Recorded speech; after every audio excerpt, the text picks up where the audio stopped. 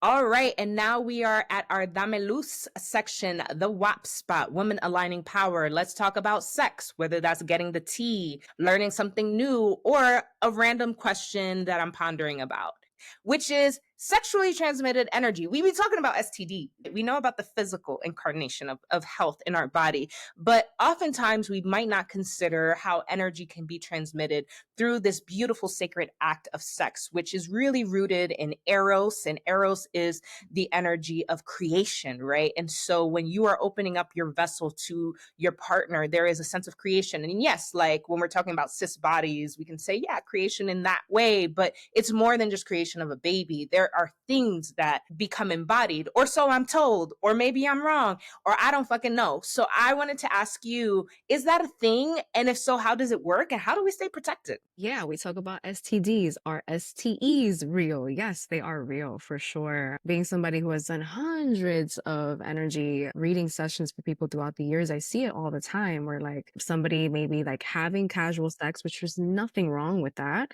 but aren't doing it intentionally, right? And aren't protecting and cleansing themselves as necessary to make sure that their vessel is clear. And so what happens during sex, and like you mentioned, like sex is this beautiful ritual and can be used for like manifestation, again, not just the creation of life, but the creation of more energy. When we climax, when we come to that moment of like, being able to visualize what we want to call in. When we're having sex casually or even with a partner, it doesn't matter.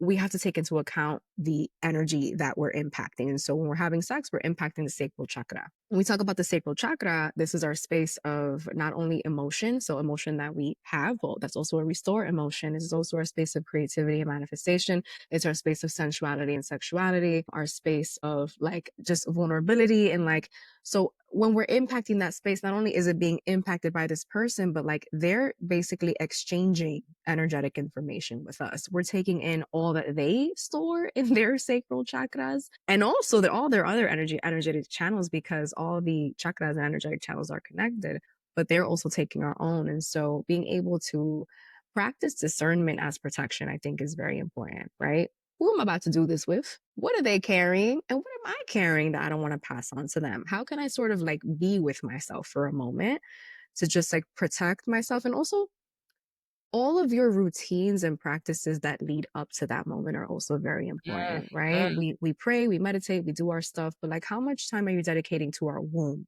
I do want to say that everybody has a womb regardless of gender identity. We all have an energetic womb, okay? We all have a sacral chakra. And so we need to be caring for that. We need to be caring for that. Okay, that's all I'm gonna say. We can hold stuff that is our own. We can also hold energy and like patterns that are inherited from our parents through past in utero. And so being able to care for that, do your shadow work, do your stuff, handle your spiritual practices, care for your womb, and also using discernment as protection. What am I about to do? And also how am I going to care for myself afterwards? A lot of the questions that I get with clients and community members who are just like, oh my God, you're seeing the energy of my ex in my womb. How do I take care of that? Cord cutting is a beautiful ritual that some practitioners might do to like again cut the energetic cords between you and that sexual partner and everything that they basically were carrying. Some people do salt baths, some people do yoni steams and like steams. Again, you don't have to have a yoni, you can do it to your private area, regardless of what you got down there. It doesn't matter because we're all holding an energetic womb there. And so steams, sound, some people use sound, smoke, sacred smokes. And so any way that connects with you, don't just do it just because it looks good or like it worked for that person. You have to give it an intention. I am of the belief and thought form that literally anything can be a spiritual tool. And so if you want to take a shower and just pray, put your hands on your area, on your womb, and just like really set an intention that like the energy is coming in through the top of your head and coming down into your body and through your hands and you're being cleansed, that might work for you, just depending on how much intention you're giving to that action. But yeah, I do believe this is really important. We really need to honor our energetic body. The more that we honor our energetic body,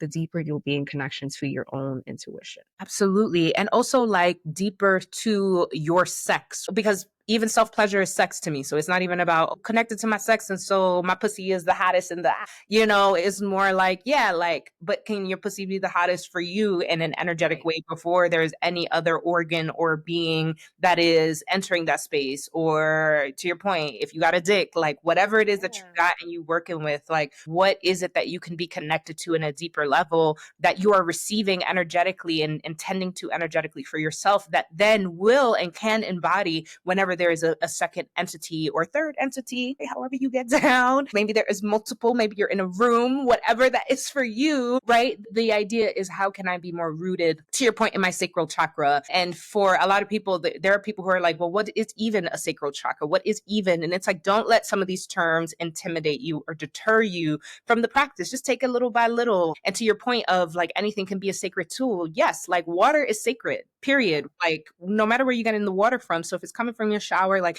that is sacred. Like people get baptized in water throughout different religions for a reason, right? And so sometimes if you're like, oh, but this water don't feel like it's the safest water, pray over it, right? Like if there are things that you're using that you're not sure of, pray over the intention of what you're using and pray that if it is not for you or if it is not the right thing, that something is blocked, right? Because just as much as we want to like, oh, invite things in, blocking is also something you can be preventative in those ways, which I think is a very beautiful and powerful tool. Alchemy, yes. Yeah. Yeah, I love it. All right, y'all, be careful out there catching these STEs because there are ways to remove it, but if you can prevent it ahead of time, that is encouraged. So definitely watch out here in these sex streets, but as always, practice consent, practice pleasure, and really just allow yourself to be grounded into sex beyond what we have been taught in this world, right? Which is not to say you can't be sexy, you might be into certain kinks. It is not to shame anything. The idea of sacred sex or being more connected is not an act of shaming other acts. It is an act of awareness so that whatever you are participating in can really be embodied and aligned to you. Thank you so much for your wisdom, Melanie. I appreciate it. Thank you.